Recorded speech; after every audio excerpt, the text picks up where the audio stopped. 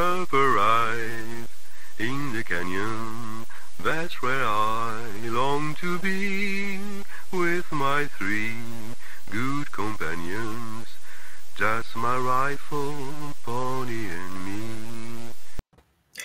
Microciné, bonsoir ou bonjour, ça va dépendre de l'heure à laquelle vous allez découvrir cette nouvelle émission. Alors là, ce soir, parce que nous enregistrons le soir, on va innover.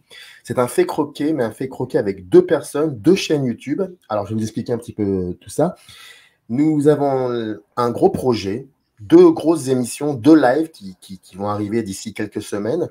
De live sur un cinéaste important. Ils vont vous le présenter. Je ne nommerai pas ce cinéaste, mais c'est quelqu'un de très important, surtout dans mes années 90, et je pense qu'aussi ça leur parle. Et donc, il y a deux chaînes YouTube. Alors, à côté de moi, voilà, c'est comme ça, c'est Ravage Blog, et au-dessus, c'est la théorie des genres. Les deux liens des chaînes YouTube se trouvent dans le descriptif de la vidéo, et je suis très content qu'ils soient là. Ils sont venus à moi, et ça me fait vraiment plaisir, et je l'ai toujours dit que voilà, la porte est ouverte. Donc, on va faire un fait croqué pour essayer de comprendre un peu d'où ils viennent et pourquoi le cinéma et qu'est-ce qu'ils attendent du cinéma. Et puis ensuite, on parlera un petit peu aussi de ce projet, de ces deux lives autour de ce cinéaste incroyable. Mais d'abord, bien évidemment, comment allez-vous? Salut Samir, ça va? Ça va bien. Froidement, en cet hiver un peu, ça y est, où le froid est tombé là, comme une chape de neige là, d'un coup, du jour au lendemain. Faut se laisser pousser la barbe par ce temps. C'est ça.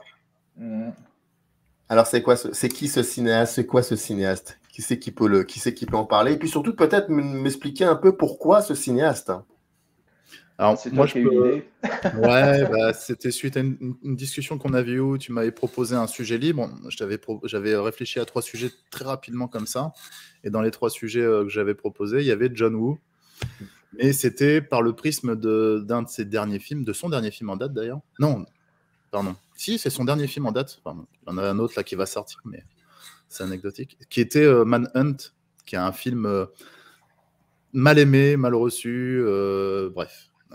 C'était l'occasion de remonter le fil et d'essayer de comprendre comment John Woo était perçu en Occident depuis les années 90. Et puis essayer de voir un petit peu ce qui se cachait derrière cette perception. Peut-être une perception pas forcément faussée, mais pas tout à fait juste de ce qu'on a appelé le nouveau cinéma hongkongais. Et puis du fait qu'il l'a incarné, lui, en Occident pendant toute la deuxième moitié des années 90. Et puis, on va essayer, du coup, là, suite à cette discussion qu'on a eue, on va essayer de remonter le fleuve John Woo, hein, et puis on va essayer de le faire bien en 2 parties, avec une partie avant Hollywood et une partie après Hollywood. On va sauter Hollywood volontairement, c'est-à-dire une partie cinéma à Hong Kong avant la rétrocession, et puis une autre partie qui va se focaliser sur le retour en Chine, hein, qui est plus récent. Et puis on évoquera peut-être brièvement au début de la deuxième partie le passage hollywoodien, mais on va vraiment s'intéresser vraiment au cinéma chinois de John Woo. Voilà. Ce qu'il y a à en dire, ce qu'il y a à en retenir. Voilà. Puis des choses qui ne sont pas forcément évidentes non plus, des filiations, des choses comme ça. C'est bien effectivement non pas de reconsidérer, mais de le recontextualiser. Parce que j'ai cette impression que ce cinéaste, en tout cas, il y a eu un moment comme ça où ce cinéaste, certains l'ont oublié, enfin, où il s'était fait oublier, et pas forcément. Donc ça, on va revenir sur tout ça. Et comme Garth n'a pas parlé encore, eh ben, peut-être que c'est avec lui que je vais commencer à lui poser la première question. Après, si tu as envie de rajouter quelque chose sur John Woo, n'hésite pas. Peut-être que tu avais envie. Je me réserve pour janvier. Alors, première question que je pose à mes invités lorsque je fais un fait croqué, c'est de savoir un petit peu si vous avez une image marquante, c'est-à-dire quelque chose qui aujourd'hui définirait votre rapport aux images. Alors, ça peut être bien évidemment un extrait de film, comme ça peut être aussi un objet, ou ça peut être une photographie, ou quelque chose que vous auriez vu et qui peut-être une scène comme ça du quotidien, mais qui aurait un rapport, selon vous, avec votre propre rapport aux images aujourd'hui. Garth, je t'en prie. Bon, peut-être, je ne sais pas si c'est le plus important, mais en tout cas, c'est le premier. Quand tu me dis ça, enfin moi, c'est la première image qui me vient en tête. C'est pas très joyeux, mais je sais même pas si je suis à l'école primaire. Je dois être en maternelle et c'est Il était une fois la Révolution de Sergio Leone, où on voit les enfants qui se sont fait mitrailler et qui sont morts. Et c'est la première fois que dans un film, je vois des morts avec des yeux ouverts. Je vois déjà des enfants qui sont morts et en plus, ils ont les yeux ouverts. Jusqu'à présent, j'avais vu que des séries ou des films avec des morts avec les yeux fermés. Et j'ai demandé à mes parents, je leur ai dit, bah regardez, ils sont pas morts, j'étais tout petit, hein. Ils sont pas morts, ils ont les yeux ouverts. Puis là, mes parents, ils m'ont dit, tu vois, c'est un peu comme s'ils m'annonçaient que le Père Noël n'existait pas. Ils m'ont dit, bah, tu sais, quand on meurt, en fait, on n'a pas les yeux fermés, en fait. Et ça, moi, ça m'a marqué parce que pour moi, c'est ce côté, tu regardes un film, tu découvres une vérité, quoi. Il y a quelque chose qui t'est raconté, tu savais pas, et puis c'est le film qui te dit la vérité. Et ça, c'est un rapport, je pense, qui m'a pas mal marqué. Moi, c'est la première image à laquelle je pense. C'est intéressant ce que tu dis. C'est le cinéma qui te dit la vérité. Ouais. Le cinéma te promet une vérité. Pour moi, oui. Ça, c'est beaucoup lié au fait aussi, tu vois, quand j'ai fait la théorie des genres, j'ai abordé pas mal de genres, tout ce qui va être, on va dire, films d'horreur, films d'arts martiaux, etc. Moi, j'ai découvert ça parce que pour moi, c'était naturel. Tu vois, j'ai découvert les films. Pour moi, il y avait deux films, quoi. Tu avais les westerns et les péplums. Et puis après, j'ai subdivisé. Je me rendais compte qu'il y avait des péplums avec des gens qui s'appelaient Charlton Heston, etc. Puis d'autres qui s'appelaient Harry Harrison. Et ça, c'était les Italiens, tu vois, par exemple. Mais après, vraiment, ça va être le film d'horreur, moi, qui m'a complètement captivé. Et pour moi, le film d'horreur, c'est le roi des films, mais c'est parce que, en fait, c'est pas parce c'est du grand cinéma, mais parce que ça te raconte des choses qu'on se racontait au coin du feu. Et ça ressasse aussi des vérités, des choses qu'on a oubliées, quoi.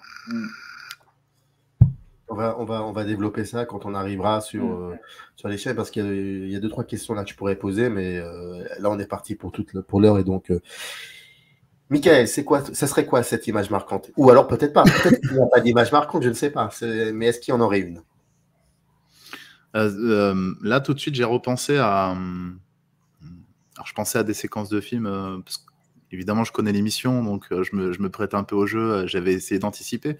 Mais en fait, en vérité, en me remettant dans le contexte de ce qui me définit, en tout cas ce qui définit ma cinéphilie ou le fait que je sois un cinéphile, quand j'étais petit, dans le salon, mes parents, ils avaient un immense coffre en bois qu'ils avaient acheté. Et dans ce coffre, on collectionnait les cassettes VHS.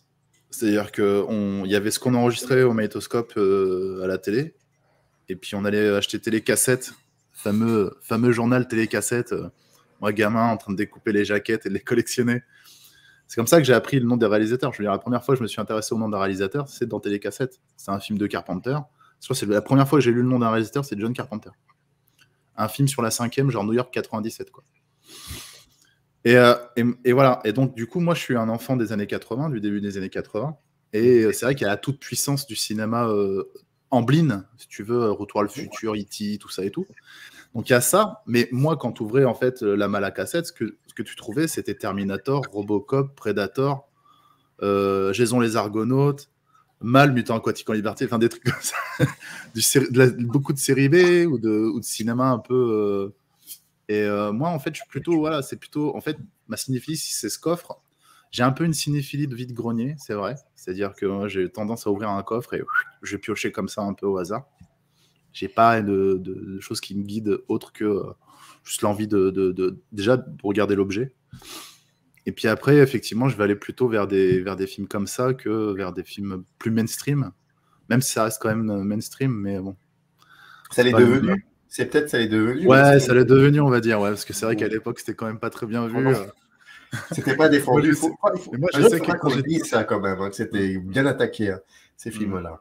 Mais je sais que quand j'étais ado, ce qui fait que, par exemple, j'ai rencontré certains amis à l'adolescence, au collège, c'est parce qu'on voyait ce type de film-là, alors que tout le monde voyait d'autres types de films, quoi. C'est-à-dire que, effectivement, moi, quand je parlais de Robocop, il n'y en avait pas 36 dans la cour de récré qui venaient de parler de Robocop, quoi. Donc c'est vrai que du coup, ça a créé un peu une culture autour de films comme ça. Bon, après, là, on parle beaucoup de films américains, parce que c'est vrai que moi, ma mère était d'origine américaine, donc j'ai un peu cette culture-là du côté de ma mère. Et c'est vrai que je suis allé volontiers là-dedans, tout de suite à regarder des films en version originale. Ma grand-mère nous obligeait un peu comme ça à parler en regardant des films, etc. Donc voilà, moi, c'est vraiment, je repense à ce coffre, je l'ouvrais, je prenais aussi bien Les Gendarmes et les Extraterrestres que Robocop, que... voilà, je sais pas quoi dire de plus. Ma cinéphilie, elle est comme ça, en fait. Et je me rends compte avec le temps, c'est un sacré bordel, en fait. Et j'ai voulu mettre de l'ordre dans tout ça, ce qui était probablement une grosse connerie. Je pense que quand on a 20 ans, peut-être un peu plus de 20 ans, presque 30 ans, on se dit on va faire des choses claires, ordonnées, on va se faire une bibliothèque propre, on va classer les trucs par réalisateur, par année, par genre, par machin. En fait, j'ai laissé tomber tout ça. Maintenant, j'y vais comme un gras. Ma collection de disques, si tu veux trouver un disque, la galère. Hein. J'ai un millier de disques là, mais ils sont pas classés, quoi. Et avec le temps, je me rends compte que ils sont classés dans ma tête par une mémoire photographique, quoi. Et en fait, c'est ça. Voilà, c'est ce qui me définit le plus, je pense. Et c'est ce côté un peu cinéphilie de vide-grenier aussi, quoi. Et est-ce qu'aujourd'hui, il y a toujours cette idée du cabinet de curiosité que tu avais donc avec ce coffre, mais que tu as aujourd'hui, donc c'est-à-dire finalement l'avoir accepté depuis un certain temps, mais jouer le jeu de la diversité du cinéma, donc c'est-à-dire aller voir un petit peu ce que le cinéma propose et parfois même de temps en temps s'ouvrir des parenthèses du genre bon, je vais me mettre de côté ce qui m'appartient. Mes 3-4, mais aller voir un peu ailleurs. Est-ce que ça, c'est quelque chose qui t'arrive, qui te convient? Et puis, la même question aussi pour Garth. Hein. Ah, moi, complètement.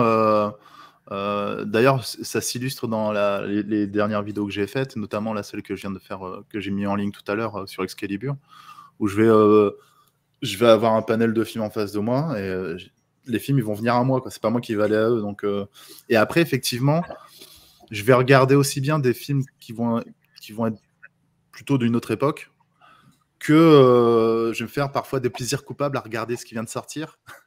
Alors j'avoue, je vais très peu au cinéma et c'est pas une bonne chose parce que c'est vrai que quand je regarde un film qui sort au cinéma, généralement, je le regarde sur Internet de façon pas très... un peu détournée. Bon, après, effectivement, avec Netflix, tout ça, c'est quand même... voilà. C'est moins facile d'aller au cinéma quand le film sort sur Netflix. Mais oui, là, on voulait aller voir le dernier film de Koreeda là, avec ma femme. Mais j'en ai tellement en DVD de lui que j'ai pas vu. Du coup, je me dis, bon, c'est pas grave. Donc, et puis en plus, ouais, moi, c'est dans le même mouvement, puis j'arrête de monopoliser la parole, mais en fait, j'arrête de vouloir voir à tout prix tous les films d'un réalisateur. C'est-à-dire que j'ai des films de John Cassavetes, je les ai toujours pas vus. Il y en a beaucoup que j'ai vus de Cassavetes. J'ai vu Opening Night, j'ai vu Gloria, j'ai vu Meurtre d'un bookmaker chinois. Mais il y a d'autres films de lui que j'ai pas vus. Husband, je l'ai pas vu. Love Stream, je l'ai pas vu. Mais je me les garde. Je sais que je les ai. Parce que le problème, c'est que les gens de ma génération, en tout cas, ce qu'ils ne se sont pas rendus compte, je les vois quand ils en parlent sur Internet, en tout cas pour ceux qui sont cinéphiles et qui partagent, qui font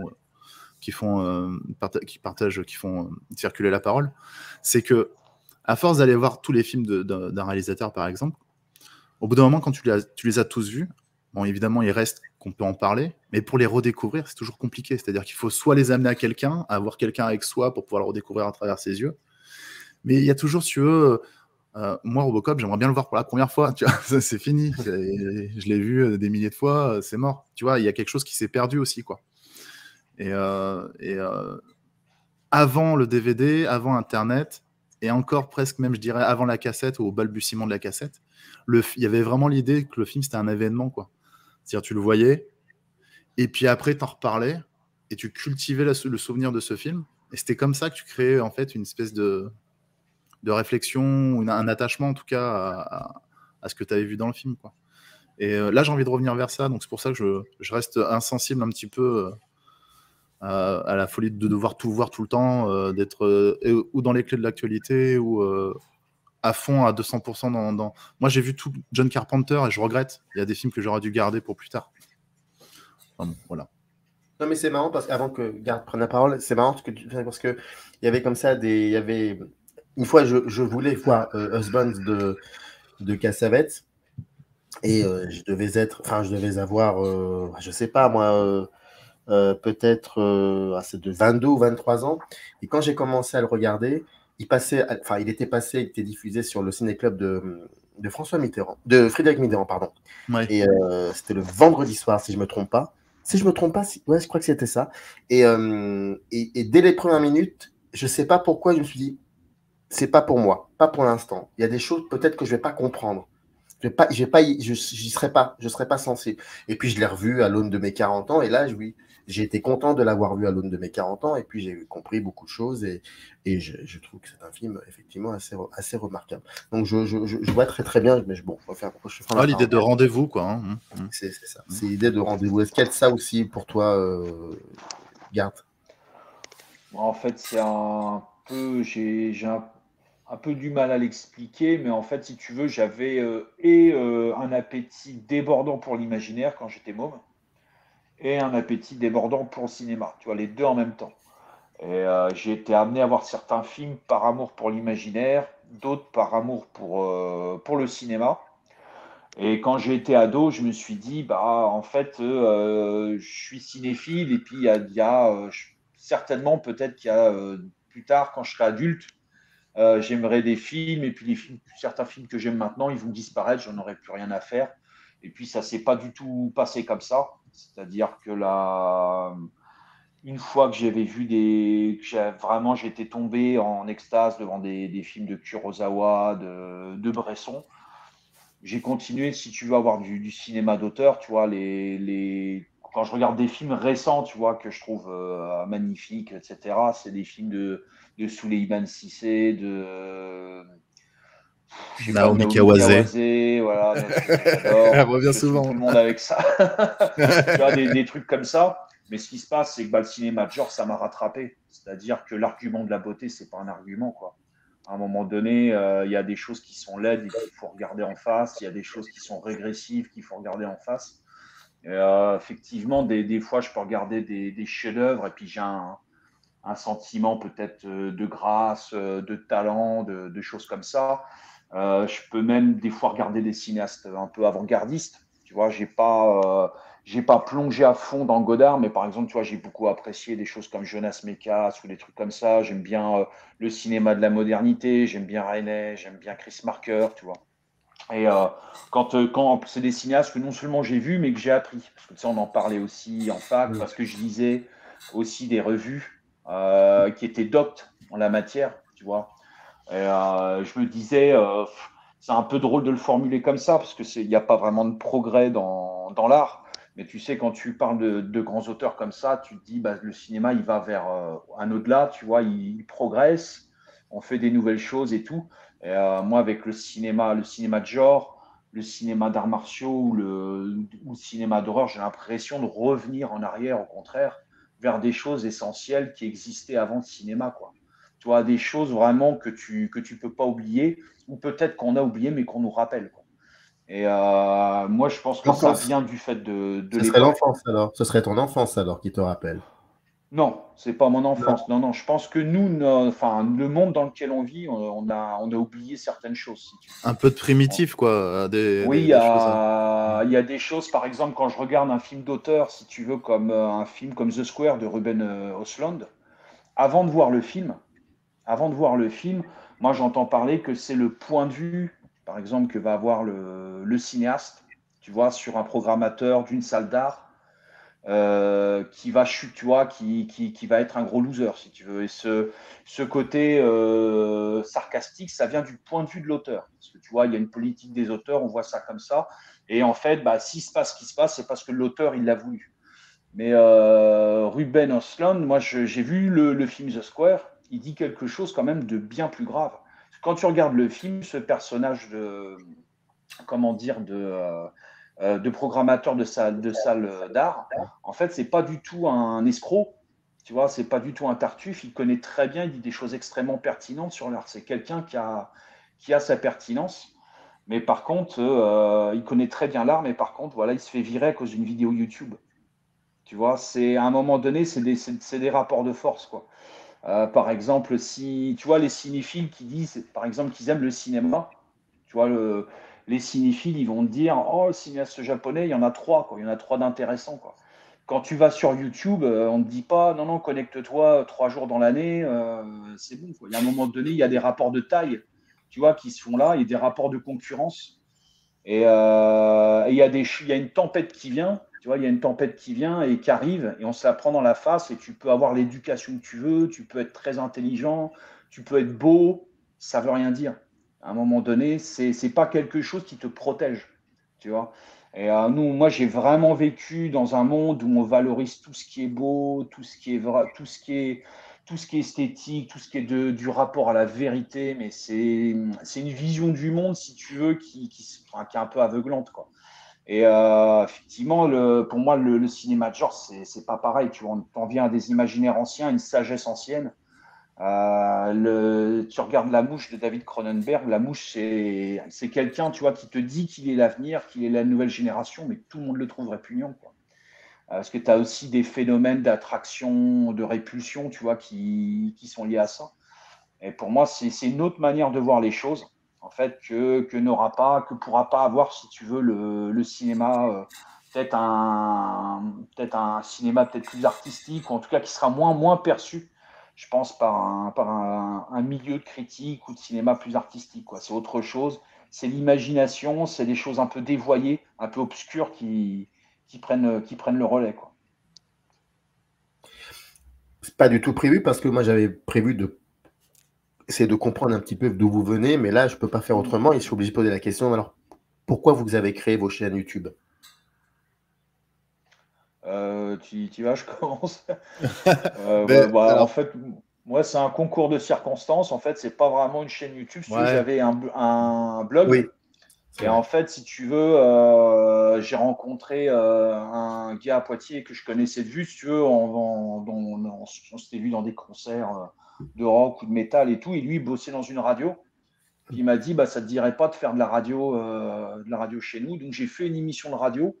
Et pour garder une trace de mes émissions de radio, je les ai mises en fait en ligne sur YouTube, en fait, tout simplement. C'était une émission qui s'appelait La théorie des genres. Et en fait, bah, j'ai stocké les 14 épisodes sur une chaîne YouTube, tout simplement. Et t'avais pas envie ouais, d'aller encore plus, enfin de continuer, de faire autre chose si, mais dans l'idée, tu voulais continuer au départ, mais c'est juste que tu n'as plus le temps. Mais tu Bah, avais quand même des projets. c'est chaud, en fait, si tu veux. Mm. Il y a eu. Ouais, ouais, mais ça devenait compliqué de trouver des films. Si tu veux, je mettais plus de temps à trouver les films qu'à faire l'émission. Trouver des copies correctes, tu vois, l'émission, parce que j'avais pas forcément, tu vois, je voulais parler de films assez. Les deux émissions que je voulais faire, là, le Noël où je me suis arrêté, c'était faire un film sur les serial killers en comparant donc Henry Portrait of a Serial Killer de John McNaughton et Le Boucher de Claude Chabrol. Les copies du Chabrol, j'ai galéré à les trouver. C'était en pleine période où ils en envoyaient plein la tronche au site de Torrent. Et je voulais faire aussi un truc sur la bombe nucléaire avec le Matango d'Ichiro Honda, puis Panique sur Florida Beach de Joe Dante. Et c'est pareil, j'ai téléchargé mes 12 copies de Matango. J'en avais même 3 qui étaient bonnes, mais elles étaient dans un état tel que j'arrivais pas à faire des exports pour l'émission de radio. Bon, au bout d'un moment, j'ai saturé, tu vois, j'ai arrêté. Mais je continue à faire de la radio. Je participe de temps en temps. Je suis intervenant des fois sur d'autres émissions de radio. Et puis, je joue le rôle du pote bourré dans les podcasts de MG, en fait, dans Ravage Blog aussi. Enfin, les podcasts sur ma chaîne, c'est 2 par an. Et il n'y en a pas eu cette année. Donc, c'est un rendez-vous oui. Mais oui, effectivement, ouais. Après, moi, j'aime bien parce que c'est l'occasion. En plus, c'est à peu près les seules fois où on se parle de vive voix, parce que sinon, on fait que s'écrire. Mais en vrai, c'est aussi ça. Moi, cette chaîne YouTube, c'est d'abord pour garder le lien avec des amis comme Gart.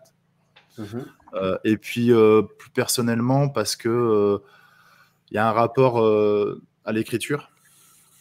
Et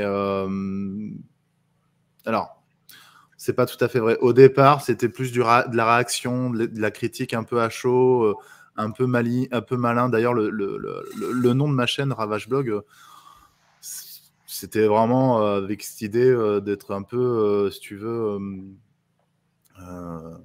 un peu, comment dire, un peu... je voulais être un petit peu énervant, un petit peu en colère, un petit peu... je voulais jouer sur le côté un peu cynique, etc. Si on remonte aux toutes premières vidéos de ma chaîne, c'est juste des réactions à chaud avec des espèces de photomontages où je compare Jurassic World à une pizza réchauffée dans un four micro-ondes, ce genre de choses-là. Il faut toujours Mais... commencer par quelque chose en même ouais, temps. non, c'est clair. Ah, bon. Mais j'ai d'autres aspirations. J'ai parcouru du chemin depuis. Je me suis interrompu pendant presque 3 ans aussi, au milieu, parce que les enfants. Et puis, voilà, j'ai un rapport à l'écriture qui est un peu plus austère, entre guillemets, mais qui est un peu plus exhaustif aussi. C'est-à-dire que voilà, j'ai envie de coucher les trucs. Puis souvent, comme tu dis, Garth, là, je pense à ma vidéo sur Poltergeist, qui est un gros morceau. Je t'avais fait lire mes premiers jets, Garth, puis tu me disais, mais attends, à qui tu t'adresses, quoi? Est-ce que tu t'adresses aux mecs des cahiers du cinéma, ou est-ce que tu veux parler à tes enfants et leur laisser à tes enfants justement ta façon de voir voilà, je crois qu'on en est là aussi, quoi. C'est-à-dire qu'à un moment donné, on m'a souvent taxé un peu d'être un peu universitaire dans mes critiques. C'est comme ça fait partie de moi, de ma formation. Mais j'ai plus volontiers envie d'aller vers quelque chose de familier. Même si, voilà, il n'y a rien de défini. Moi, ma chaîne, personnellement, je ne me refuse rien. Il n'y a pas de rendez-vous fixe. Dans la forme, ça peut prendre toutes les formes que ça veut. Je fais ça. C'est vraiment c'est un impératif de production. C'est-à-dire par rapport aux moyens que j'ai. À ce moment-là, j'avais pas de caméra, j'ai fait des dessins animés. À un moment donné, je commençais à avoir un bon micro, donc j'ai arrêté de me filmer de loin. Voilà. Et puis, au fur et à mesure, j'arrive à une forme... récemment, j'ai créé une playlist qui s'appelle « Le film est un objet comme les autres ». C'est un peu plus, je trouve, un peu plus mainstream que ce que j'ai pu faire par le passé, mais que j'ai inauguré avec la vidéo sur Poltergeist. Et puis là, j'ai fait une vidéo sur Kramer contre Kramer. Et puis, donc aujourd'hui, là, Excalibur, qui était un vieux texte que j'avais voulu reprendre. C'est un peu plus, voilà, c'est un peu plus gravé dans le marbre. Voilà, les formes sont plus jolies. Mais en vérité, c'est lié au fait que je suis complètement sorti de l'actualité également. Enfin, c'est un rythme de vie. Un jour, ça reviendra. En fait, toi, on va dire ton point fort, c'est que tu es surtout un créateur, quoi. Quand tu postes une vidéo, on ne sait pas sur quoi on va tomber. Ouais. Tu n'as pas de format. Comme je disais, je ne me refuse rien. Plaisir coupable de voir. Qui parle, quoi. Enfin, c'est plus ta vidéo, le dialogue de ta vidéo avec ce que tu dis et le film, tu vois, qui va fonctionner, quoi. Je me rappelle d'une vidéo que tu avais faite où tu disais quelque chose et le montage que tu avais mis derrière disait autre chose. Les deux en même temps, quoi. Oui. Après, c'est vrai que quand j'ai le nez dedans, je pense à tout ça, mais j'ai tendance à l'oublier un peu après. Mais voilà. Je me considère pas comme un auteur en tout cas, mais clairement, juste cette chaîne YouTube, c'est l'occasion d'utiliser une chaîne YouTube, de dire des choses, et puis après, si possible, que ça puisse arriver dans les oreilles de quelqu'un, et puis que ça puisse le faire réagir également, quoi.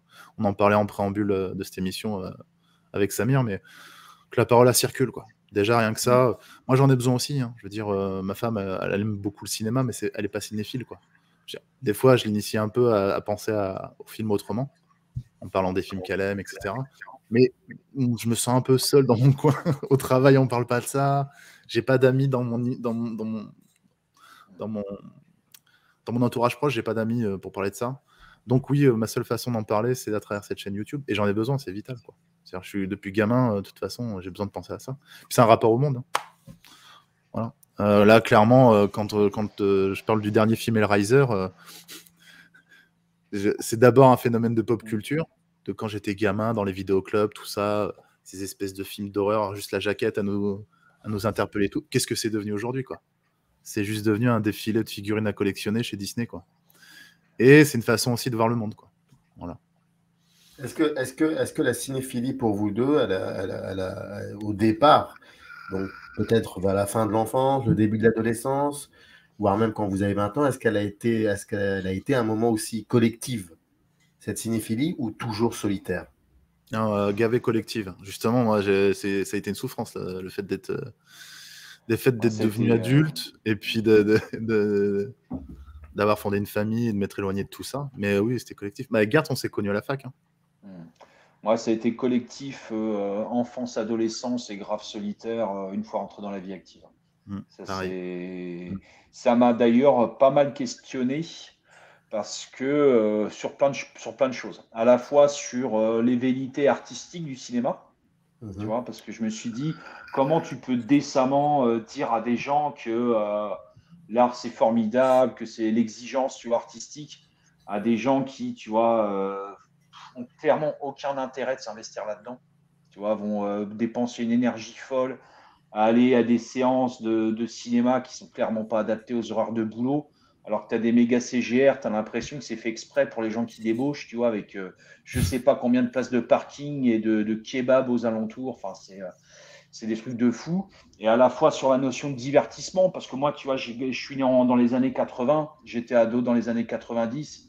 Et la notion de divertissement, à la fois comme quelque chose de positif et de négatif, c'était très important. On pensait que le divertissement, c'était le rouleau compresseur, que c'était quelque chose, tu vois, d'éternel, que ça allait remplacer l'art. Et même maintenant, je m'interroge vraiment, je me dis, le divertissement, c'est quelque chose de fragile, en fait, déjà plus complexe que ce que je pensais. Parce que moi, parce que je suis allé à fond dans le cinéma divertissement, j'ai aussi découvert des divertissements qui ont disparu. Tu vois, une autre histoire aussi du cinéma, quoi. Mais même maintenant, je regarde ce qui se fait actuellement en divertissement. C'est clair que l'industrie du divertissement, elle réduit l'offre. Tu vois, elle n'est plus du tout dans ce qu'on a connu, nous, qui était vraiment quelque chose de généreux avec des plaisirs de niche. Tu vois, tout ce délire de sous-culture. Nous, on nous appelait la génération X parce qu'ils disaient que plus tard, ils pensaient qu'ils ne seraient pas capables de savoir ce qu'on consommerait. Tu vois, c'était. Et là, maintenant, l'offre se réduit de plus en plus. Et quand je vois autour de moi, il n'y a plus cet engouement pour des choses un peu décadentes, un peu de vide-grenier dont tu parlais. C'est un peu différent maintenant. Donc même pour moi, la notion de divertissement, tu vois, c'est assez fragilisé pour moi dans le cinéma. Vous avez fait des études de cinéma? Ouais, en fait, on est des clichés. Ouais. On est trois alors. Voilà. On a fait les mêmes études, Samir. Hein. Ouais. Art du spectacle. Vous avez fait un Doug art du spectacle? Ah, mais moi, je suis allé. Mec, c'est pire que ça. Moi j'ai carrément un Master 2, si tu veux. Ouais. Ah oui. Ouais, carrément. Ouais. Ouais, mais après, il y a des choses très positives aussi. À la faculté de lettres de Poitiers, là, on a pu rencontrer quand même des intervenants super cool. Je parle pas. On a eu Jean-Baptiste Toré, mais c'était plutôt anecdotique. Moi, je parle plutôt de Denis Méliès, des personnalités comme ça. Et je crois que ça a été ton directeur de mémoire. Ouais. C'est quelqu'un avec qui tu as encore des échanges. Et, on aime bien parler musique et cinéma. Et nous Denis Méliès, sans lui, moi, je serais passé à côté du western et de La prisonnière du désert. Mais non. Je me souviens d'ailleurs, il nous avait dit prophétiquement qu'on a été une génération où, avec YouTube, tout ça et tout, c'était vraiment à l'orée de l'an 2000. On regarderait plus les films, mais on collectionnerait des instants de films. Et en fait, on serait damné par rapport à ça, parce que damné à double titre. Mais on serait finalement que des collectionneurs de moments, des best-of des meilleures scènes. Et c'est vrai, on peut constater aujourd'hui que les gens vont au cinéma et ils vont être flattés par une scène sur 2 heures, et ça va leur suffire à apprécier, pour émettre un jugement d'appréciation, quoi. En disant, ce film il est cool, t'as vu cette scène. On est quand même loin de l'expérience de projection où on est dans le noir, le film commence. Moi, je suis comme Woody Allen. Hein. Si je vois pas le générique, tu peux demander à ma femme. Hein. Si je vois pas le générique, je regarde pas le film. Moi, il faut que je sois là au début, il faut qu'il y ait le générique, parce que pour moi, le carton du générique, Alors, le il faudrait programme. quand même que tu cites où, dans quel film il y a ça. Vous dites C'est dans Manhattan, je crois, ou dans Annie Annie Hall. Hall. C'est dans Manhattan, Annie dans Hall. Annie Hall. J'adore. Il va au cinéma et il fait la queue. Et puis, il entend une discussion derrière lui. Il y a deux gars, dont un peu prout-prout. Il y en a un qui dit oui, McLuhan, la sociologie des médias, ça veut dire ça et tout. Il se contente, excusez-moi, j'ai écouté votre discussion. C'est absolument pas du tout ça. Vous dites n'importe quoi. Écoutez, n'importe quoi. Non, moi, je sais ce que je dis. Je suis professeur émérite. Et là, ça, c'est mon rêve. Un jour, si je fais un film, je fais un remake de cette scène. Il va chercher McLuhan derrière un présentoir. Il fait, je vous présente McLuhan. Voilà. Écoutez, monsieur, je m'appelle McLuhan. C'est moi qui ai écrit le livre. Vous dites que des conneries. Cette scène, elle est géniale. Franchement. Enfin, bon, bref. Mais oui, moi, si je rate le début d'un film, par exemple, c'est une cata, quoi. Enfin, pour moi, c'est important dans son entièreté, quoi. Mais c'est drôle ce que tu dis parce que, alors il y a ça, mais il y a aussi alors, 10 secondes de vieux réac. Hein. C'est tellement rare, mais allez, c'est pas grave. Moi, je suis extrêmement, alors là, pour le coup, je vais pas dire je suis dégoûté, je vais dire je suis outré. Voilà, ça passe. Mais je suis outré. Récemment, je suis allé dans un festival. Un festival, c'est pas une salle c'est pas une projection, non, un festival de cinéma, et tous les films, lorsqu'ils arrivaient au générique de fin, mais c'était impressionnant, les lumières se rallumaient. Mais il y a des gens qui ont c'est beau un générique de fin pour plusieurs raisons.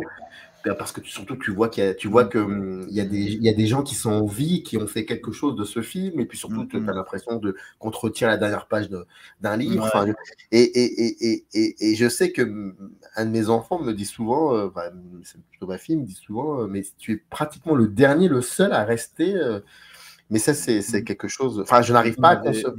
Quand les lumières se rallument, après c'est très compliqué. Là, ça te force à te lever parce que tu peux rien voir finalement, tu peux rien voir du tout. Et c'est pour ça que normalement dans un festival, et c'est vrai que je trouvais ça intéressant.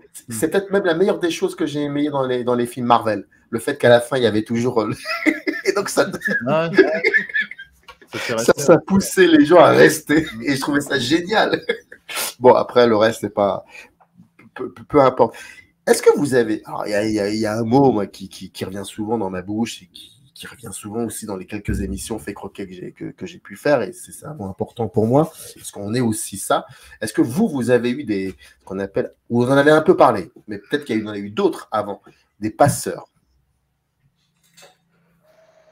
Par exemple, est-ce que, sans rentrer dans votre intimité, mais est-ce que les premières personnes qui vous montraient des films, est-ce que c'était des membres de votre famille ou ça a été beaucoup plus tard? Enfin, comment ça s'est passé?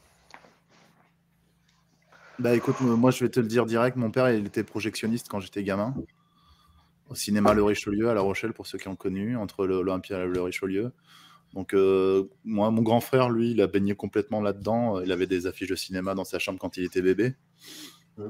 Et puis bon, c'était genre L'Exorciste, Possession de Zulu, enfin c'était des trucs, voilà. Donc c'est un peu marqué. Et après, plus tard, mon grand frère, qui est aussi un cinéphile, qui travaille actuellement là-dedans, parce qu'il travaille à Cinéma 93 à Paris, dans une structure associative autour des projets pédagogiques avec le cinéma, la rencontre entre les jeunes publics et le cinéma. Et lui, moi, je squattais sa chambre comme un damné quand j'étais pré-ado et ado, parce qu'il avait un magnétoscope et donc du coup, il s'enregistrait des films. Et puis il les collectionnait, il avait une bibliothèque de livres, puis à côté, il avait une bibliothèque de films. Et moi, c'était vraiment, il y avait cette ambivalence-là. Et je prenais des films genre The Killer. Qu'est-ce que c'est que ça, John Woo? Et puis à côté, il y avait Providence d'Alain Resnais. Et puis à côté, il y avait To Be or Not To Be de Lubitsch. Et dans la même soirée, je regardais ça. Je faisais un programme comme ça. Quand il n'était pas là, je squattais. Je rematais des films qui n'avaient rien à voir ensemble. Et puis parfois, je m'arrêtais quand le film n'était pas pour moi. Mais ouais, moi, c'était mes passeurs, oui, c'était mon père et mon frère. Et toi, Garde, pour le coup, je suis curieux. Moi, j'ai pas eu le sentiment vraiment d'avoir eu de passeur, mais c'est compliqué parce que, si tu veux, je crois qu'il y a juste mon père une fois qui m'a dit tiens, tu peux regarder, tiens, ça c'est un film de Sergio Leone, là, ce qui passe à la télé, tu vois. Mais par contre, après, j'ai pas eu, tu vois, j'étais tout minot, quoi, je devais avoir 6 ans. Mais par contre, je me rappelle pas après avoir eu de passeur, mais j'ai grandi dans une mentalité de passeur, si tu veux. Moi, Hmm. j'ai lu deux presses. Tu vois, j'étais influencé par deux presses dans ma vie. La presse cinéphile, tu vois, qu'on connaît à travers les cahiers du cinéma, ou la presse cinéphile, on va beaucoup insister sur la qualité des films. Et on va dire c'est la guerre des films entre eux, quoi. Tu vois, un peu, tu vois, tu pourrais voir Godard, par exemple, qui fait du cinéma, qui expérimente un petit peu. Les cinéastes d'avant-guerre, comme Marcel L'Herbier, quand ils expérimentent un peu trop, ils disent ouais, ok, j'ai peut-être un peu abusé là. Et lui, il va dire bah non, mon film, si vous ne comprenez pas, c'est que vous êtes con. Tiens, tel réal, c'est un as, moi je suis un bon. Tu vois, c'est les films qui rivalisent entre eux. Tu as des films qui sont bons, des films qui sont pas bons, quoi. Et après, moi, j'ai beaucoup été influencé, même encore bien plus, par la presse cinéphage, quoi. C'est-à-dire vraiment ceux qui sont dans la quantité, quoi, dans la collection. Tiens, il y a tous ces films à voir, là. Tu as tout ça, là, tout ça à voir. Tiens, dans tel pays, ils avaient tel cinématographique a disparu, tu vois. Et ça, tu vois, ça serait plus en cinéaste, peut-être un truc à la Tarantino, tu vois. Où il marche par, tu vois, un peu par anthologie, par collection, par contrefaçon, même des fois. Ou tu vois, des gens, des cinéphages, tu vois, quand tu cites un cinéphile, tu penses à Danet. Les cinéphages, c'est plus des gens comme Jean-Pierre Dionnet, comme Christophe Lemaire, tu vois, des choses comme ça, tu vois. Dionnet, quand il allait voir un film, il disait c'était comme, tu sais, aller voir un concert, quoi. Il arrachait des morceaux d'affiches, tu vois, qu'il mettait sous verre après, comme des sortes de reliques, tu vois, comme tu peux avoir chez Tarantino, où tu as tel accessoire, tu vois, des fois, chez Tarantino, c'est presque du cosplay, quoi, comme ils se déguisent. Et moi, du coup, si tu veux, pour moi, les hommes de cinéma, c'est avant tout des gens qui me font découvrir des choses.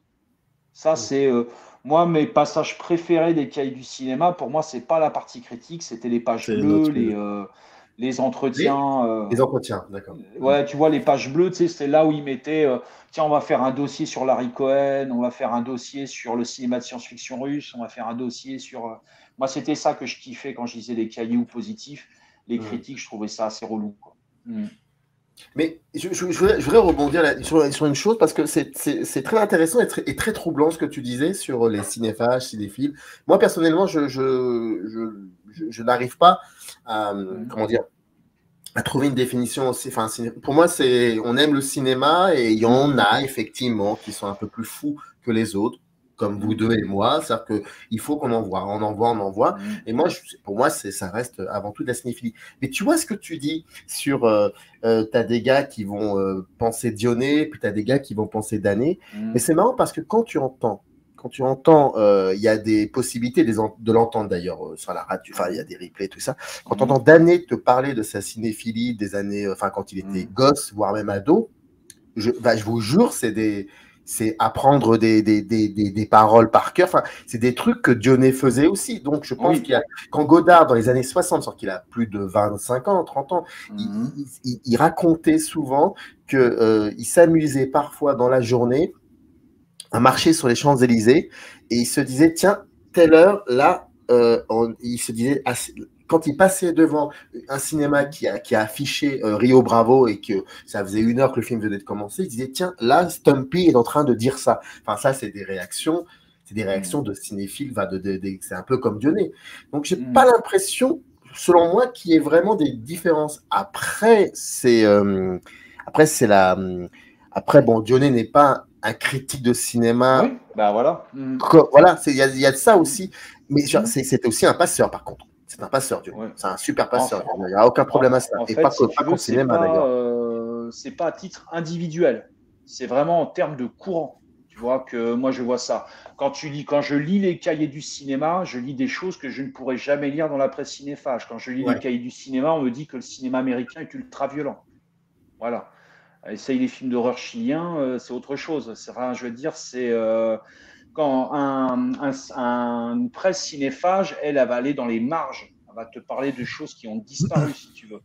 Tu as du divertissement chez les fascistes et chez les communistes, si tu veux, mais tu vas pas en parler. Par exemple, dans les cahiers du cinéma, on va pas te parler des films policiers ou des westerns qu'on passait dans l'Allemagne communiste ou tu vois du cinéma horrifique par exemple qu'on allait passer, tu vois, on va associer le divertissement par exemple au monde libre, alors que par exemple les cinéphages, eux, ils vont aller aussi chercher le divertissement dans les moindres recoins du monde, dans les moindres époques.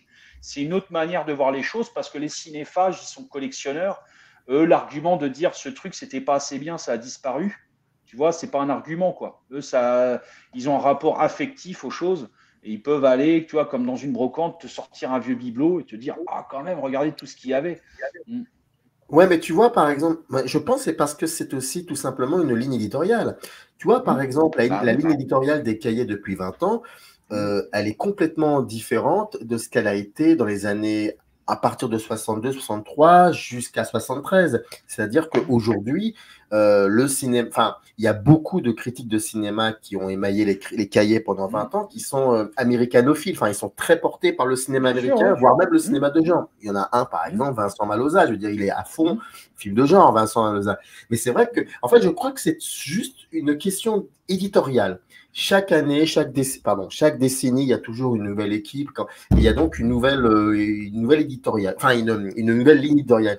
Et tu vois, par exemple, je suis même sûr qu'au sein de Mad Movies ou de Starfix, il y a eu aussi très certainement des courants, différentes manières de questionner ce genre de cinéma. Et ce qui est encore plus drôle, c'est que lorsque tu parles avec Boukrieff ou avec Gans, tu t'aperçois que ces gens-là, ils ont tout vu. Ils peuvent te parler en fait, pour moi, par exemple, tu vois, les Cahiers du cinéma, ils sont beaucoup plus américanophiles que je ne le serais, si tu veux.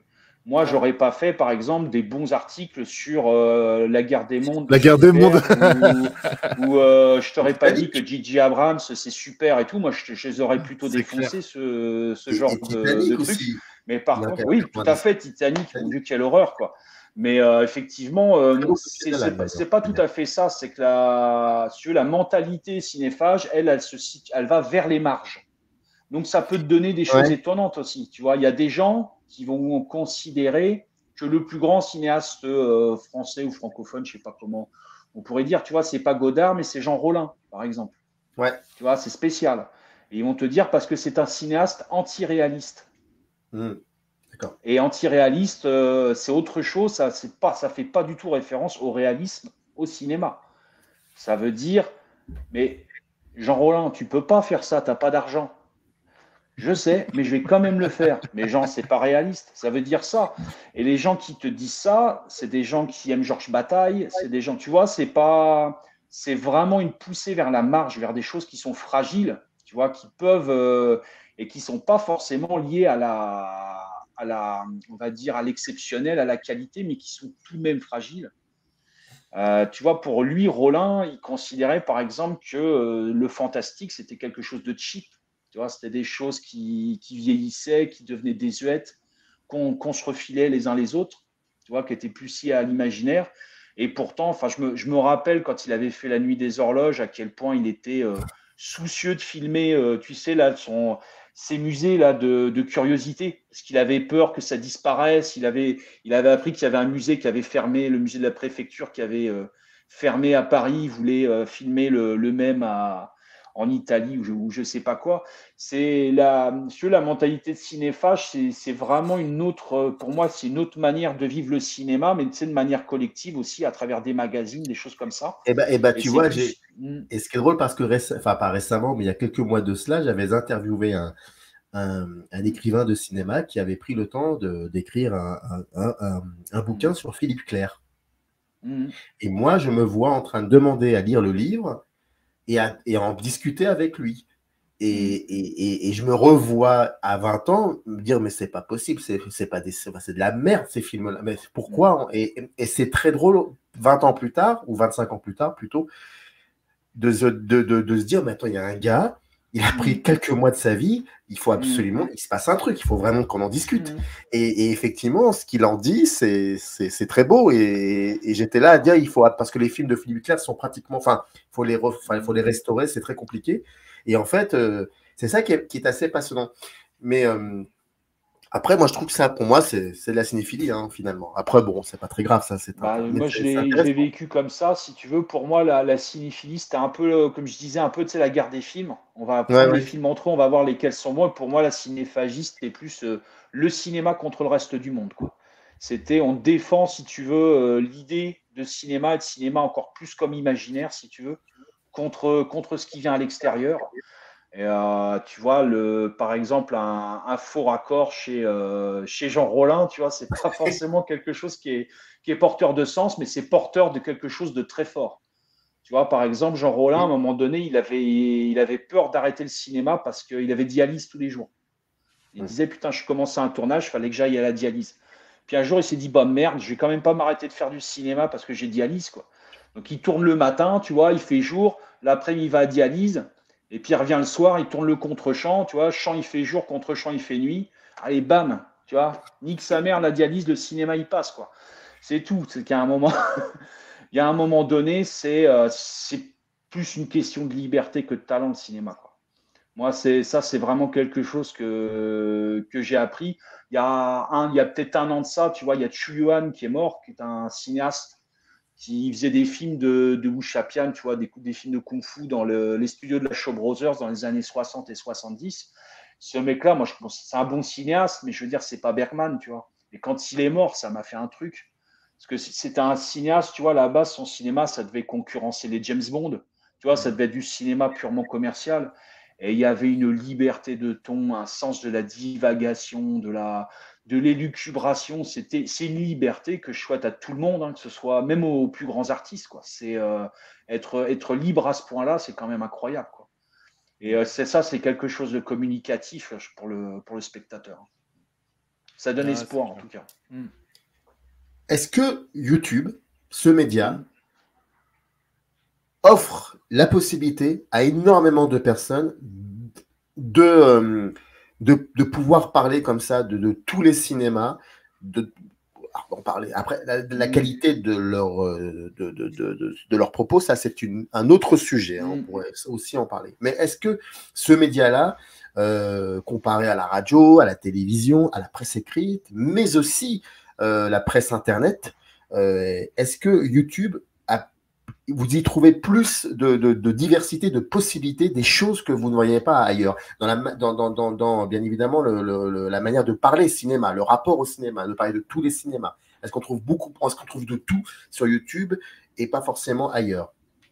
Alors, moi, j'aurais tendance à être un peu pessimiste. Alors, ça va contredire ce que j'avais évoqué en préambule. C'est un territoire incroyable. Pour moi, c'est vraiment la télé que j'avais rêvé avant l'an 2000, quoi. C'est-à-dire que il y a un potentiel extraordinaire dans YouTube à pouvoir écouter toutes les paroles, etc. Le problème, c'est que on revient un peu toujours sur les mêmes choses, quoi. Et même si on creuse, qu'on va chercher dans les petites chaînes les moins connues, etc., il n'y a pas une volonté de partager des découvertes. En fait, les gens veulent absolument faire communauté. Ils vont tout le temps dans le sens du rassemblement. Et j'ai l'impression, malheureusement, ils vont très peu s'aventurer. Tu vois, pour moi, il y a un potentiel énorme dans YouTube. Tu vois, il y a quelques années, Toré, il avait dit l'avenir, il est dans le patrimoine. Et pour moi, ça résonnait vraiment avec l'idée que, bah, du coup, les passeurs, ils sont sur YouTube. Si l'avenir dans le patrimoine, je veux dire, il y a des façons de pouvoir obtenir des films aujourd'hui qu'on n'avait pas il y a 25 ans, quoi. Moi, je vois, je peux obtenir des films obscurs italiens, des policiotesco. J'aurais jamais imaginé pouvoir avoir autrement que dans des forums, etc. Et oui, c'est vrai que du coup, c'est un régal de pouvoir découvrir ça. Ça m'est arrivé, moi, d'en faire. Milano Trema, j'en avais fait une vidéo pour justement dire à quel point il y a un truc incroyable dans ces films-là. Il y a une liberté, t'en parles à l'instant, Gart, mais c'est des films qui sont faits tellement vite à la chaîne. À un moment donné, si tu veux, il n'y a plus le souci de faire des choses propres. Et c'est là qu'on est dans l'urgence et on se rend compte à quel point ces films-là, ils sont uniques par rapport à ce qu'on voit aujourd'hui. On est dans une fraîcheur, enfin, bon, bref. Mais ouais. Et du coup, moi, je suis un peu triste parce que j'ai pas l'impression que, si tu veux, il va y avoir des youtubeurs mainstream, Durandal, Fossoyeur de films, et encore Fossoyeur de films, c'est fini maintenant. In the Panda, mais c'est fini aussi également, là, pardon, le cinéma, etc. Mais même si des fois il y a la volonté de vouloir présenter de temps en temps un film un peu plus ancien, ça reste très mainstream, quoi. Et bon, après, c'est pas grave. En vrai, c'est pas grave. Mais ta question, elle est pertinente. Pourquoi justement il n'y a pas plus d'évocation de cinéma de tout temps et de toute époque et de tout continent, quoi. Ouais, c'est étonnant, quoi. C'est étonnant. Je suis pas tombé sur une chaîne, moi, où les gars, malheureusement, enfin, j'ai pas trouvé de chaîne parce que on a un ami en commun. Je pense à Manu qui de temps en temps intervient sur ma chaîne, qui à l'époque avait une chaîne La Malle à Manger. Et lui, c'est un féru de films de monstres des années 60 chinois et japonais, quoi. Les kaiju. Les kaiju. Ouais, alors notamment, bon, alors, Gamora ou des trucs comme ça. Non, c'est Gamera, je sais plus comment il s'appelle, le monstre tortue. Mais c'est une anthologie, il faut voir. C'est 2 coffrets, il y a 25 films. Et ouais, il y a tout ça, quoi. Il y a un livre, il y a un livre remarquable, enfin il est sorti il y a 2-3 ans, mais vous le connaissez très bien, c'est Fabien Moreau qui avait fait cette encyclopédie sur les kaiju que je vous recommande. Ouais, exactement. Ouais. Impressionnant. Mais bon, encore là, j'ai pris un exemple un peu mainstream finalement, mais il y a d'autres, enfin il y a tellement de films à découvrir, des films de fantômes chinois d'avant les années 60. Il y a, enfin bon, bref. Je dis ça parce que hier soir, parce qu'on va probablement arriver sur la fin du fait croquer, là, mais hier soir, j'ai regardé un film qui n'a pas été distribué, qui est très récent, qui est un film qui a 2 ans. C'est un film d'un réalisateur chinois qui s'appelle Fruit Chan, qui est un réalisateur emblématique de ce qu'on a appelé le nouveau cinéma hollywoodien. Et donc, qui continue à faire des films aujourd'hui, mais qui n'a pas les moyens pour faire des films comme il en faisait à l'époque. C'est-à-dire que bon, là, il y a vraiment un cinéma de l'après en Chine, de l'après Hong Kong, quoi. Parce que c'est un cinéaste hongkongais d'abord, avant d'être un cinéaste chinois. Et là, il a fait un film pendant le confinement qui s'appelle Coffin Home. Je sais pas si tu as entendu parler, Gart. Non. C'est ouf. Et en fait, c'est un film de fantôme qu'il a tourné, il a 0 sous. C'est vraiment, on dirait un DTV, tu sais, on se retrouverait. Enfin, moi, ça me fait penser au premier film de Takeshi Miike, quoi. Tu sais, quand il faisait du V-cinéma là dans son garage, quoi. Et c'est un film d'horreur, donc c'est dans le même geste que ce que pouvait faire Sam Raimi avec Evil Dead, quoi. C'est-à-dire, c'est vraiment un film cartoonesque au possible. Il y a des excès graphiques incroyables, mais il n'y a pas les moyens. Du coup, c'est complètement pété. Mais le commentaire sur la Chine contemporaine, enfin, c'est dément. Vraiment, si tu cherches un film un peu fou, un peu punk, un peu qui crache dans la soupe et tout, vas-y, mate ça, quoi. C'est vraiment incroyable. Et ça, tu vois, moi, j'adorerais en faire une réaction à chaud et tout, dire, les gars, il y a ce film-là qui existe. Mais pas inciter les gens à aller télécharger illégalement des films. C'est compliqué, quoi. Donc, je vais plus volontiers, moi, dans les films de patrimoine. Mais il existe encore des films aujourd'hui, il faut défricher et tout. Moi, je trouve qu'il y a plein de choses à faire. YouTube, c'est un outil formidable. Enfin, on pourrait, pour ceux qui ont les coronesses, en tout cas, de pouvoir tout voir, etc. Mais Gart est plus fort que moi. Lui, il voit tout. Gart, c'est impressionnant. c'est un vrai ogre pour tous les films de genre qui sortent. Pour le coup, toi, tu peux faire un top 10 pour cette année. Moi, je trouve pas que YouTube ce soit si bien que ça, pour parler de cinéma. Parce qu'en fait, si tu veux, si je prends mon cas personnel et que je dis, bah tiens, je vais regarder ci, ça, effectivement, dans mon cas personnel, c'est pas mal, mais tu sais que moi, voilà, j'aime beaucoup le cinéma de la violence. Et dedans, on prend beaucoup en considération les rapports de prédation. Les choses sont en concurrence. Et le souci, c'est que si tu vas à l'ensemble, tu n'es pas tout seul. Et il y a beaucoup, effectivement, de chaînes qui. Alors, c'est pas pour moi le problème, c'est qu'elles vont parler d'un autre cinéma ou quoi que ce soit. Mais tu vois, l'outil de YouTube, déjà, YouTube est un réseau social sous influence. C'est Twitter qui dirige plus YouTube qu'autre chose, avec le principe de communauté, etc. Il y a des images, enfin, tu es réduit au niveau des images que tu veux montrer, ça devient la même chose pour les mots. Maintenant, on remplace des mots par d'autres pour pas qu'ils soient détectés, etc. C'est quand même une réduction du langage. Enfin, tu vois, c'est pas toujours cool. Et ce qui fait que toi, tu jouis d'une certaine liberté sur ta chaîne YouTube, c'est parce que personne ne la regarde souvent. Mais ouais, mais bien sûr. Le jour où Mais non, mais... non, mais c'est vrai, le jour où on Non, mais c'est s'intéressera vrai, à c'est ton vrai, cas, c'est vrai. tu vas voir que ta liberté, elle va réduire.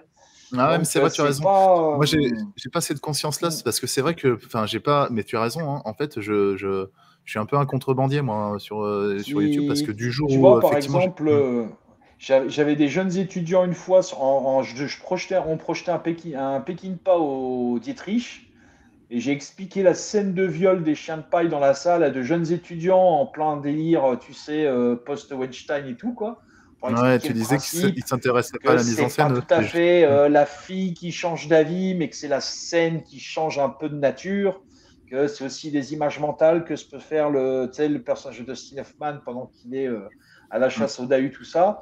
Sur YouTube, je pourrais même pas prononcer le mot viol, ça pourrait faire en sorte que ma vidéo, tu vois, soit Bien sûr. démonétisée ou qu'elle saute, etc., quoi.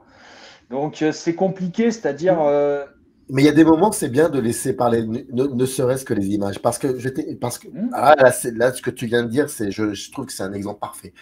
Cette séquence, quand tu la regardes, elle est perturbante parce que tu te dis à un moment, mais qu'est-ce qui se passe là? Qu'est-ce qu'il filme? On est dans un viol ou c'est Mitch comme ça? Et c'est très très perturbant parce que tu n'as pas envie d'y croire. Et je me dis, ce qui est intéressant, et je pense que c'est ce que tu as fait, c'est de montrer peut-être, et chacun va avoir son opinion. Et je suis persuadé qu'à 90%, ils vont être déstabilisés parce qu'il y a un truc qui... Bon, après, quand effectivement, il y a... Là, ça devient une tournante, là c'est sûr, là on sait qu'il y a un problème. Mais je veux dire, c'est une séquence et qui fait que c'est un cinéaste incroyable et très complexe. Je trouve que c'est passionnant, l'exemple est passionnant. Oui, Non, moi mais j'avais expliqué. Ouais, c'est ce que tu dis, quoi. C'est que en fait, c'est le truc, c'est que si t'en parles, c'est même pas ton auditoire, en fait, il s'intéresse plus à la mise en scène. Eux, ils s'intéressent juste au phénomène de viol, en fait. Plus personne. C'est-à-dire que le film n'a plus d'importance, c'est juste que le phénomène de société. Bien sûr, mais ce qui m'embête, c'est que maintenant, on va dire que les gens ou les spectateurs ou les jeunes ne voient plus ça comme ça, mais c'est le cas aussi pour les élites qui sont censées défendre l'art et la culture, hein. Quand l'extrême droite a monté en Suède, le prix Nobel, ils filent leur prix à Annie Ernaux, tu vois. Ils se servent de leur prix pour faire passer un message. C'est devenu un espace d'affichage comme un autre où le sens, il doit passer directement, quoi. Et le cinéma, le sens, il passe par la complexité aussi, quoi. C'est dans Peckinpah, il y a du fantastique. Tu vois, quand moi j'avais parlé de la scène de viol là, des chiens de paille, parce qu'on passait apportez-moi la tête d'Alfredo Garcia. Et tu as une scène qui est un peu similaire. Mais en fait, le délire, c'est que la nana, tu sais, elle change de nature selon qu'il fait jour ou qu'il fait nuit. Tu vois, tu as des choses comme ça. Et tu vois, les gens, ils sont de plus en plus déshabitués, tu vois, de ça. Parce que maintenant, bah, les films, tu as l'impression que ça devient un média comme un autre, quoi. C'est quelque chose qui doit communiquer un message directement sans passer par la périphérie, sans passer par la complexité, quoi. Oui, mais tu vois, moi, ça m'intéresse. J'ai compris 100% ce que tu as dit. Juste, je complète. Je complète en disant mais c'est aussi ça qui, moi, m'intéresse beaucoup. Je suis vraiment... bon, j'ai pas encore cette possibilité-là, mais je veux dire, je sais que si j'ai eu 2-3 occasions, j'ai montré des films à ma grande fille et elle avait des réactions qui étaient extrêmement différentes que les miennes quand je les avais vues à son âge. Et je trouve ça incroyable parce que ça me dit aussi un petit peu la société, comment elle est regardée par des âges différents. Et c'est passionnant, je trouve. Par exemple, de montrer Chien de paille de Peckinpah à des adolescents ou même pas forcément des adolescents, des gens qui ont 20 ans, c'est passionnant. Qu'est-ce que ça dit? Comment ils vont le voir? Comment ils vont voir ce film-là? Et en même temps, ça définit aussi un petit peu le rapport qu'entretient la société aujourd'hui avec des images. Voilà. Et ça crée le dialogue. Et c'est vrai que c'est perturbant. Je l'avoue, parfois, ça peut être assez perturbant. Mais c'est intéressant d'écouter. Parce que là, et c'est ce qui donne en plus le plus important de tout ça, c'est que finalement, s'il y a dialogue, s'il y a contradiction, c'est que le film de Peckinpah, il est encore moderne. Ah bah ça, il y a ça, Et ça fait bien. pour ça, il n'y a pas de souci. En fait, moi, ce qui fait qu'on a pu faire ça, c'est parce qu'on était dans une salle de cinéma. Tu vois, j'ose même pas imaginer. Mmh. Si tu veux, entre la chaîne YouTube qui est peu regardée, je pense que c'est tout à fait possible. Mais sur une grosse chaîne YouTube où tu as toutes les communautés toxiques, où tu es pieds de partout, je ne vois pas comment. Tu vois, à mon avis, ça ne va Non, pas mais le tu as faire, quoi. raison. Alors, il y a des exemples, hein. Mais c'est vrai que tu as raison parce que souvent, pour illustrer les propos, il y a des extraits qui sont utilisés et maintenant, les algorithmes pètent tout, quoi. Enfin, je veux dire, Bah ouais, ouais. le moindre note de musique et tout, donc ça devient très compliqué, mais pour tout, hein, d'ailleurs. Mhm. Même le jeu vidéo, il commence à être touché par ça. Mhm. Mais quand même, voilà, je pense qu'il y a même des chaînes un peu mainstream où, même si ce qui se dit est un peu. Je prends l'exemple de Durandal. Tu vois, quand il parle du dernier film de Roland Emmerich, il en parle d'une façon, tu sais, plutôt C'est incroyable. comme si c'était vraiment un auteur de C'est un incroyable, auteur, ouais, je un sais. auteur de cinéma Mais il prend important, le tu vois. temps aussi, je crois que Mais ça dure 30, 35 minutes, voire mais 40 mais bien parfois. sûr. Ouais. Mais Ouais. pourquoi pas? Pourquoi pas, s'il veut en parler comme ça, tant mieux. Et là, il n'y a pas d'algorithme pour lui péter sa chaîne. Et pourtant, il se Non, fait non, non, non, défoncer dans les non, non, il y commentaires et a. tout. Ouais. C'est pas d'accord.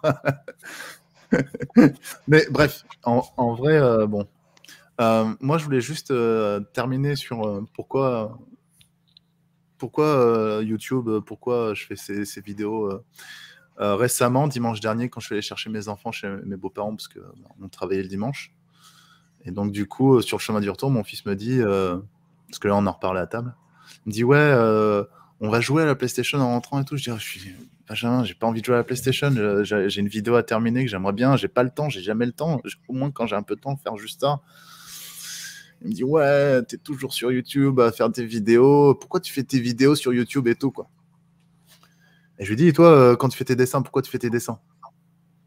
Bah, pour me faire plaisir, ça fait plaisir, puis je te fais plaisir à toi quand je te les donne et tout. Bah, moi, c'est pareil. Et là, il m'en a reparlé à table.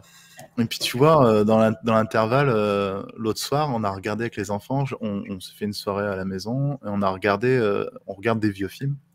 Et je leur ai montré Short Circuit. Je sais pas si vous connaissez Short Circuit, c'est un film des années 80 de John Badham, avec un robot, Ah oui. genre Wall-E. Ça vous parle pas, ce film-là? Non. Appelez-moi Non, Johnny 5, un truc comme ça. ça me Short parle plus en Circuit. tout cas, ça me parle plus, mais Bon, je c'est un suis film sûr des de années, la. vraiment un film typique 80, où c'est un robot qui est un robot de l'armée, il y a un éclair qui le rend unique.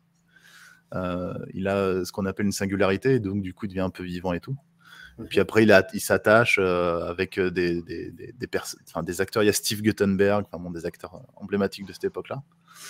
Et évidemment, l'armée est après ce robot-là. Il faut qu'ils le détruisent parce qu'ils n'ont pas le droit de le laisser. Déjà parce qu'il vaut cher, et puis c'est l'intelligence militaire et tout. Faut pas qu'ils soient en liberté et tout. Et évidemment, tu t'attaches au robot parce qu'il développe tout un langage, etc. Et puis à la fin, il se prend un missile de lance-roquette, il explose. Mes enfants ont pleuré, évidemment, et tout. Bon, c'est un tire-larme. Avant que, effectivement, tout à la fin, une filet spoiler, finalement, il sort de l'arrière du camion. Il avait construit un faux robot avec des pièces détachées.